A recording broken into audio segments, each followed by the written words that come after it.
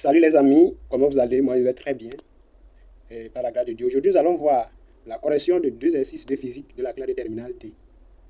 Et sans plus tarder, j'aimerais qu'on passe à la lecture du premier exercice. Ici, c'est l'exercice 3, qui est le premier exercice. On dit, les coordonnées cartésiennes d'un point mobile se déplaçant dans un plan muni des repères orthonormés OIJ sont x égale à 3 plus 2 cosinus de t plus pi sur 2, y égale à 4 plus 2 sinus de t plus pi sur 2, avec x et y en mètres et t en secondes. On dit de déterminer en 1 l'équation cartésienne de la trajectoire. Après, on nous dit ensuite de déduire la nature de la trajectoire. La question 2 nous demande de donner les coordonnées des vecteurs vitesse et accélération du mobile à un instant t quelconque. En grand 2, on dit un automobiliste roule à vitesse v de valeur excessive et constante sur une route rectiligne est signalé par un radar à un motard qui démarre à l'instant où la voiture passe devant lui. Le mouvement du motard est rectiligne uniformément accéléré d'accélération A. On nous dit à la question 1 de déterminer le temps T1, c'est-à-dire combien de temps T1 faudra-t-il au motard pour rattraper le contrevenant. Quelle est la distance D parcourue? En 2, on dit quelle est la vitesse V1 atteinte par le motard au moment où il rattrape le contrevenant.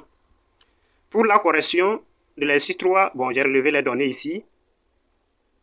On a avec x et y en mètres et t en secondes. On nous a demandé en 1 de déterminer l'équation cartésienne de la trajectoire. Donc, pour le déterminer, il va falloir trouver une relation entre x et y uniquement. Donc, pour cela, nous ramenons dans le premier cas le 3 ici de l'égalité et le 4 à côté de y. Donc, on aura x moins 3. Et on élève ça, quand on élève cette grandeur au carré, on aura ici 4 cosinus carré de t plus pi sur 2. De la même manière, y moins 4, le tout au carré va être égal à 4 sinus carré de t plus pi sur 2.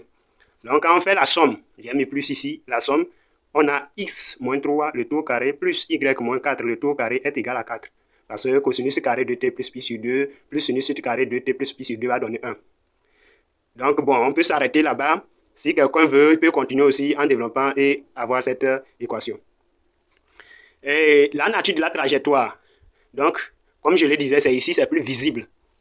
Donc, dans cette partie, c'est clair que c'est l'équation caractéristique d'un cercle. Donc, nous dirons que la nature de la trajectoire, c'est un cercle de centre Q. Un cercle, j'ai noté un point Q quelconque. Mais les coordonnées du point Q sont ici. Le x égale à... Les coordonnées du point Q, on prend x moins 3 égale à 0, donc x égale à 3, y moins 4 égale à 0, y égale à 4. Donc, Q aura pour coordonnées 3, 4. Donc, c'est le centre de ce cercle-là, ça.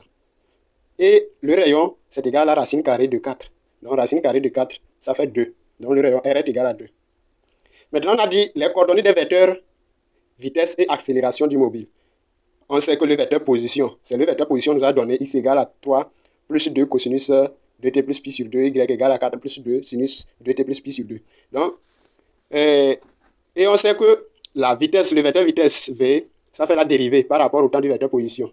Donc, on dérive d'une part dx par rapport à dt et on trouve vx, c'est-à-dire la composante du vecteur vitesse suivant x, et de la même manière dy par rapport à dt pour trouver vy. Donc, on a v qui a pour coordonnée vx égale à moins 4 sinus de t plus pi sur 2 et vy égale à 4 cosinus de t plus pi sur 2. Rappelez-vous que ici, la dérivée de la constante, ça fait 0. Alors que nous savons que la dérivée de cosinus, c'est moins sinus. Donc, on dérive ce qui est ici et on multiplie par moins sinus, tout ça. Donc, ça fait moins 4.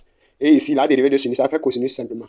Donc, voilà ce qui est ici, moins 4 sinus de t plus pi sur 2 et plus 4 cosinus de t plus pi sur 2. Donc, pour le vecteur d'accélération, c'est la dérivée par rapport au temps du vecteur vitesse. Et on dérive vx par rapport à dt et vy par rapport à dt. Et on trouve les composantes ax et ay. Donc, a serait égal à ax. D'une part, la composante sur ax. Donc, ça fait moins 8 cette fois-ci.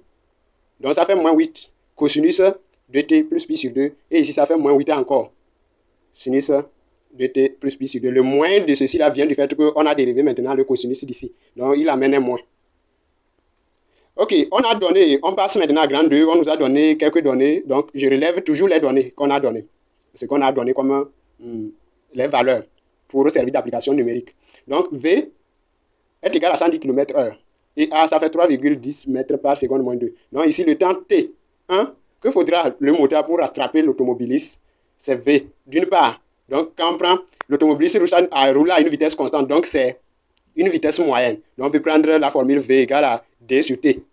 Et ici, c'était T1, car V est constante. Donc, de plus, on a, donc pour le moteur, le A est une constante parce qu'on a dit mouvement uniforme et uniformément accéléré. Donc, A est constant.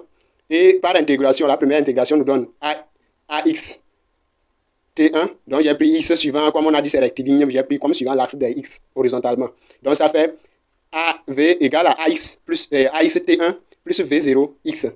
Or, V0X, c'est égal à 0 parce qu'on a dit que le moteur a démarré. Donc, il quittait avec une vitesse nulle. Maintenant, on intègre deuxièmement et on trouve ça fait 1 demi de AT plus X0. Donc, le X0 ici, c'est le X au moment, c'est-à-dire à l'endroit où il quitte. Il prend le point de départ. Donc, on va dire soit D égale à X moins X0. Donc, quand on fait X moins X0, c'est la différence. C'est-à-dire là où il a quitté jusqu'à là où il est arrivé. Donc, X, l'arrivée moins le départ, c'est égal à D. C'est ça qui va être égal à quand on tire ça ici. Ça va nous rester un demi de AXD carré, AXD1 carré seulement. Donc, c'est ça ici. On a D ici et D dans notre formule. Donc, on peut tirer dans 1 d'une part et dans 2. Quand on tire D et on fait équivalence, on a un demi de AXD1 carré plus V T1 et je disais 1 demi de AXT1 au carré est égal à V T1. Donc on simplifie les T1, il va rester ici. T1 ici et ici V. Donc quand on tire T1, on a tout simplement ceci. Ou ça peut s'écrire encore sous cette forme. Donc avec l'application numérique, voilà ce qu'on a. T1 est égal à 19,71 secondes.